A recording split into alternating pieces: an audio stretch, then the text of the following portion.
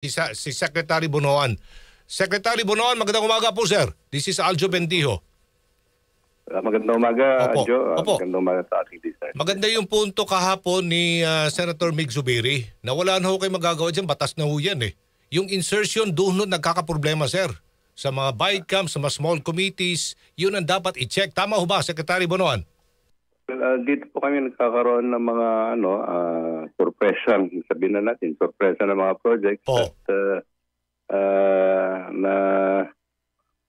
na-include, na isasama doon sa ating National Expenditure Program na isinasubmit. At at the end of the day, nagiging parte na ng General Appropriations Act. Yes. So yan na yung batas. May mga amendments na ho doon. Doon dapat i-check na ng Senado, oversight functions nila. Kasi tama ho, wala na kayo magagawa dyan. Batas na yun, sir, di ba? Ang titingnan nyo na lang dyan, kung natapos ba, kung substandard ba yan, opo, batay sa natanggap ninyo mga reports mula sa regional level ng DPWH. Tama po, at the central office po. Okay. Alright. So ngayon, ang sinasabi po nila, dapat bantayan din ng DPWH dito, lalo-lalo na yung mga na-blacklist.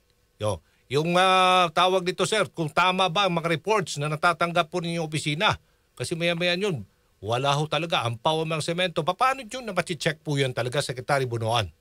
Ngayon po, I think meron ko yung quality assurance unit na dapat pinapalabas na namin yun, pati para matignan lahat ng quality ng mga ginawang flood control projects sa buong bansa po. Yung kagaya nun, yung sa mga listahan na ibinigay namin kay Presidente.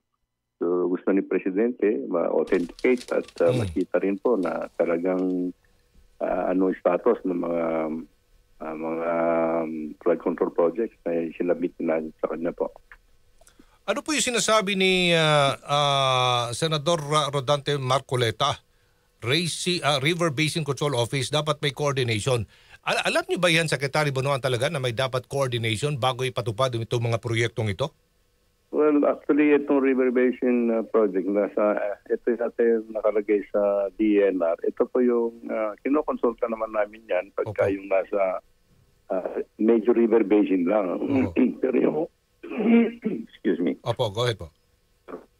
Pero po yung pangkaraniwang mga flood control projects na sinasagawa ng mga local, yung river basin na sinasabi ko po, ito yung malalaki. Oho.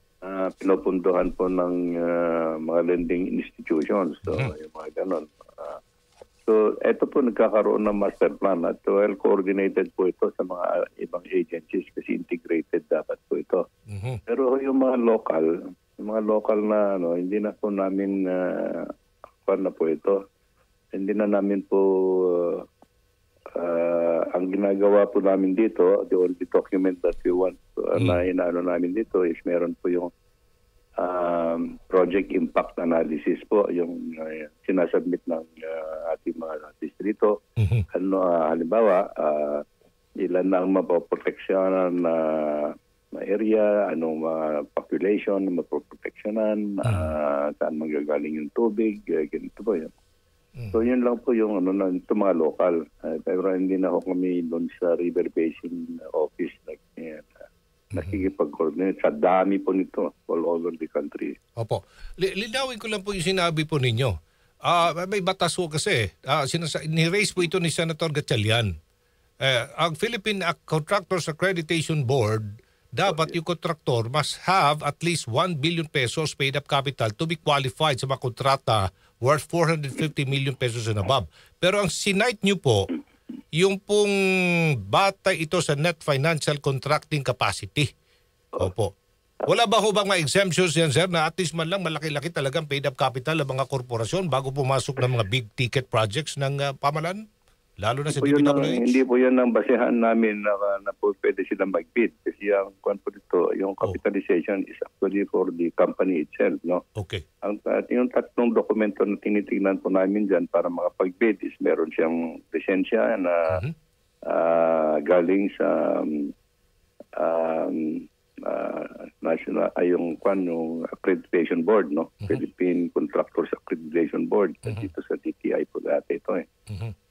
Meron po yung marami silang yung equipment that they intend to use. Actually, intend to use for the project at saka yung NFCC nga, yung Net Financial Contracting Capacity. Yun po. Kasi yung sinasabi natin dito, kung halimbawa man, ito po yung Net Financial Contracting Capacity, galing po doon sa audited financial statement nyo, galing sa BIR. Sa BIR po ito. Kung halimbawa man po, halimbawa, kung ang meron kang net financial NFCC mo is actually, let's say, 100 million. Apo. Times 15 yan. Times 15. Pwede kang sa gano'n. I-multiply mo by 15 yan. May 15 yan, yun ang value na pwede kang pumasok sa kontrata. Okay. Ngayon po, ipita tayo sa oras. Ngayon po, nagkakaroon po ng investigation at may mga sinasabi dito, lalo na si Senator Erwin Tulfo. May iba dyan na mga regional director ng DPWH, mga kontraktor. Sir, paano po natin lilinisin ang hanay po ng DPWH, lalo na sa regional levels, sa mga tiwali? Titingnan po namin ang kanilang performance at kung nawawaran po, I think we'll have to see kung rotate o float o ano ganito. I will have to have an assessment kung ano talaga yung kapapalidad nila para mapahusay po yung pagsusulong ang ating mga proyekto po. Meron bang kasong isasampa din sa kanila? Ika nga, meron bang gugulong talaga dito, sir? Bakukulong kung sila nagkasala? Kung talagang kasama po sila doon sa mga document, namin, na mga projects na hindi tamang paggawa o may mga kasabwatan at kasama sila doon sa mga kasabwatan, we will of course, isa-sanction din namin sila and we will file the necessary charges also against them. Kayo ba'y tutulong din sa kanila sa Senado na isisiwalat din ang mga mambabatas na involved po dito? I'm sure meron nung kayong alam dyan, sir.